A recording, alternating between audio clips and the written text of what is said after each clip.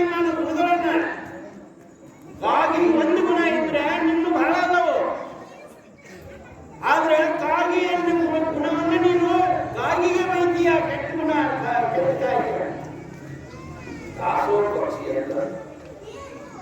ಎಂತ ಉದಾಹರಣೆಯನ್ನು ಕೊಡ್ತಾರೆ ನಮ್ಮ ಶರಣರು. ನಮಸ್ತೆ, ನೀ ಬದಲಾವಣೆ ಆಗು, ನೀ ಪರಿವರ್ತನೆ ಆಗು. ಈ ದುರ್ಗುಣಗಳಿಂದ ಹೊರಬ ನೀನು, ದುರ್ಚಟಗಳಿಂದ ಹೊರಬ ನೀನು. ಈ ಸಂಸಾರದೊಳಗೆ ಬೆಳೆದು ಅದರೊಳಗೆ ಕುತ್ಕೊಂಡ್ಬಿಟ್ಟಿಯ ಹೊರಬ ನೀನು. ನೀನು ಸಂಸಾರದೊಳಗಿರು. ನೀನು